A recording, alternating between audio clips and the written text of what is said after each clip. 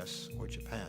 So most of the impact through this century will come not from the fact we're going from 6.2 to 9 billion people, but from the fact that a much higher percentage of these people will actually be living Western lifestyles rather than developing country lifestyles.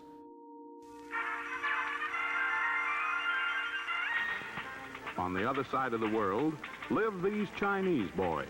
Once, long ago, their home was a vast distance away from our own.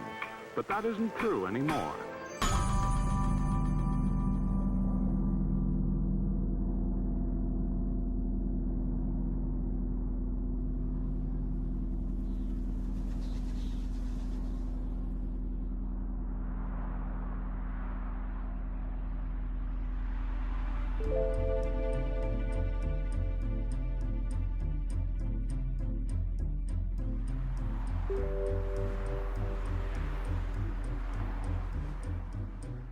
Oh, China has changed a lot for the last 20 years. 20 years ago, there's no highway, basically no cars. People live in very, very small space. Now, it's a complete change. China has highways now linking almost every major cities, and the private car are popular. Well, the change is huge. It's just huge.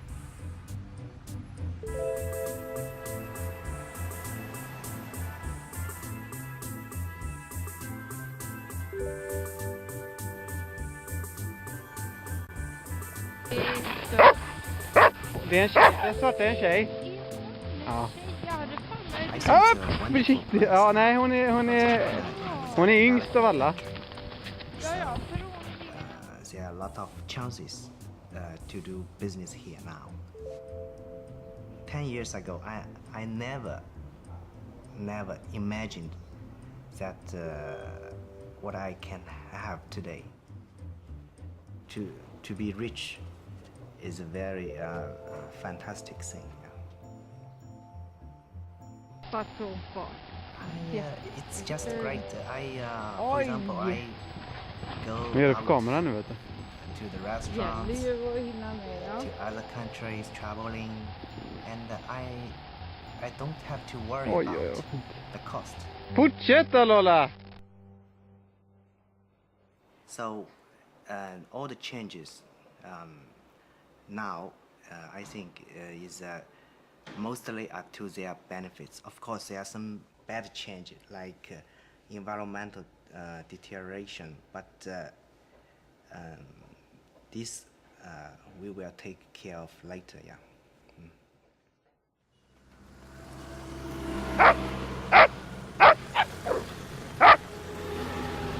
Kom igen, Zack. Bra henne, kom igen, ta henne, kom igen. If we project the growth in China's Bra, economy kom igen, 8% Ulven. a year, by 2031, income per person in China will be the same as in the United States today.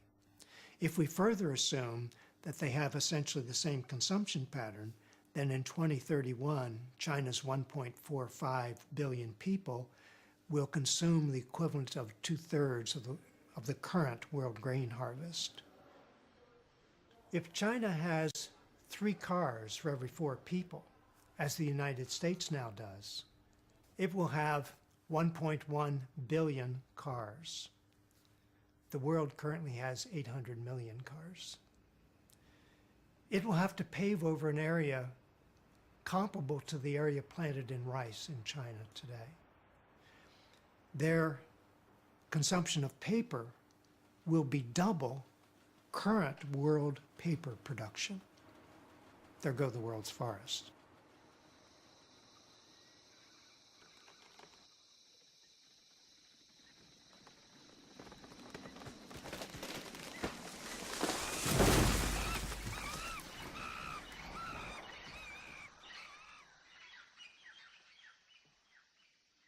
What China is telling us, what China is demonstrating for us, is that the Western economic model, fossil fuel-based, automobile-centered, throwaway economy, is not going to work for China. If it doesn't work for China, it will not work for India, which by 2031 will have an even larger population than China. Nor will it work for the other 3 billion people in the developing countries who are also dreaming the American dream. And it will not work for the industrial countries either. Because in an increasingly integrated global economy, we all depend on the same oil, grain, steel. The bottom line is that we're going to have to restructure the global economy, shift from a fossil fuel-based economy to a renewable energy-based economy, from an automobile-centered transport system to a much more diversified transport system, and from a throwaway economy to a comprehensive reuse, recycle economy.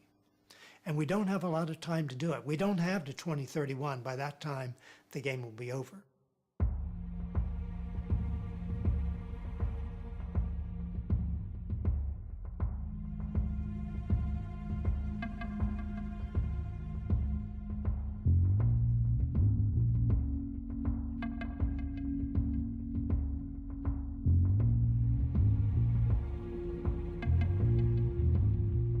Throughout all of human existence, we have evolved and we've gone from hunter-gatherers into highly technical civilizations. That has occurred when the Earth has had a very even environment. During this last integration, we now already see that major parameters like gas composition, like temperature, we are moving outside of that space, that flat space. We do not know yet. None of our models can find another state with a higher temperature and different gas concentrations, different where the Earth may settle down. Alltså, Henry? We don't know what that environment might be like. We must ask ourselves, what are the other states of the Earth system that we might go into? And how might humans cope with these? You can force a system for a period of time, and it looks like the system doesn't respond at all. It seems to be, oh, there's no problem here, we can continue doing whatever we're doing, and it's not going to affect the environment. And then you suddenly hit a threshold, you hit a point where the effect has been accumulating, but you don't see it, and suddenly the system just moves to another state.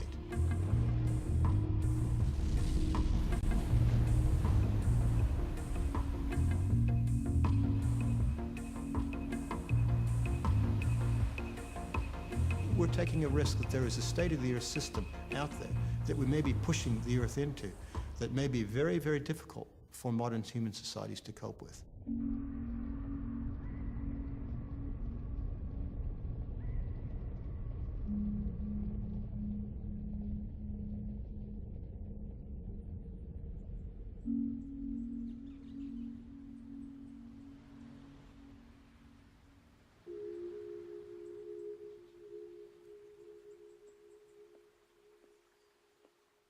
I remember I was there and waiting, just the waiting, and the noise of this thing. It was like a jumbo jet just sitting on top of your head.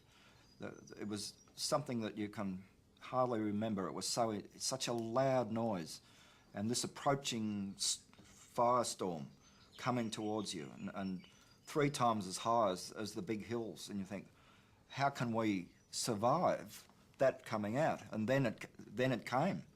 And it came with an incredible speed. So we're suddenly engulfed in this wave of hot gas and everything bursting into flame all around. And we weren't terrified, but this was the time for action, and you just automatically then started putting all the fires out, racing around, making sure that running around the house because the fire was coming up the hill on this side, across from there, down the river. All the hills around us just went up like big candles, and the scope of this whole thing was like a volcano. Yeah, the Just firemen like were trying to volcano. keep me from looking at it because they thought I'd be scared. They'd say, "Oh, water this," and you just had to look. It was amazing. Yeah, oh look there. It was We like should have a. done. Well, this is when it came. Yeah, I remember that. Gosh, But that that hill looks so small in there. Those flames, hundreds of metres into the air, and it sounded like that. Remember, like the roar that was just unbelievable.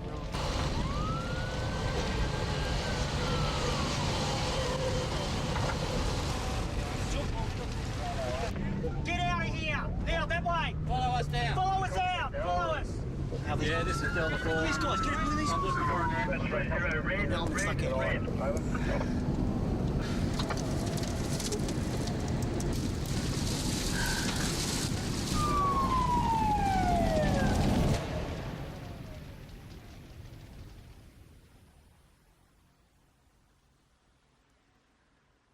I do remember, after the fire had passed here, this little area here was an oasis, and there were hopping mice, wallabies, kangaroos.